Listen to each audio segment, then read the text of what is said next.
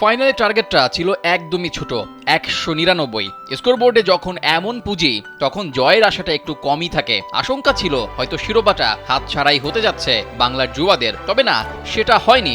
সেটা হতে দেয়নি টাইগার বোলাররা। যখন আপনার রানটা কম, তখন বোলারদের দেখাতে হয় নিজেদের গার্ডসটা, আর সেটাই দেখালেন ইমন ফাহাদরা। তাদের দাপুটে বোলিংয়ে টিকতেই পারেনি ভারত। ৫৯ রানের জয় নিয়ে ব্যাক টু ব্যাক যুব এশিয়া কাপের চ্যাম্পিয়ন বাংলাদেশ।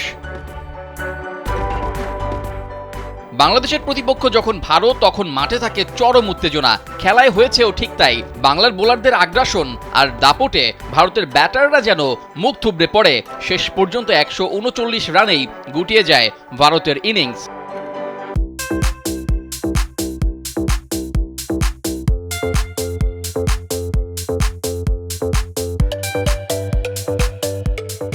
টসে হেরে ব্যাটের আমন্ত্রণ পায় বাংলাদেশ। শুরুতেই মাত্র ১৭ রানে প্রথম উইকেট হারায় টাইগাররা, আর তখন থেকে চাপে ছিল তামিম ইমনরা। এরপর ৪১ রানে দ্বিতীয় উইকেট হারালে আরও চাপে পড়ে বাংলার যুবারা। বড় কোনো স্কোর না আসলেও রিজানের ৪৭, শিহাবের ৪০ আর ফরিদের ৩৯ রানে ভর করে শেষ পর্যন্ত ১৯৮ রান সংগ্রহ করে বাংলাদেশ, যা অন্তত জেতার জন্য অনেকটা কঠিনই ছিল।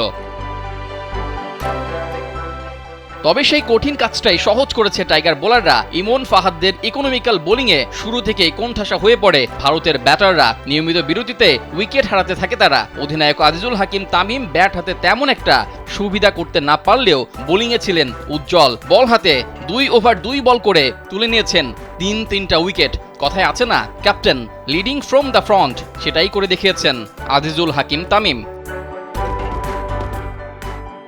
দুবাইয়ের মাঠের গ্যালারি দেখে যে কেউই বলতে বাধ্য হবেন যে এটা দুবাই ছিল না, ছিল বাংলাদেশের হোম গ্রাউন্ড মিরপুর। দুবাই যেন মিরপুরেই এদিন রূপ নিয়েছিল।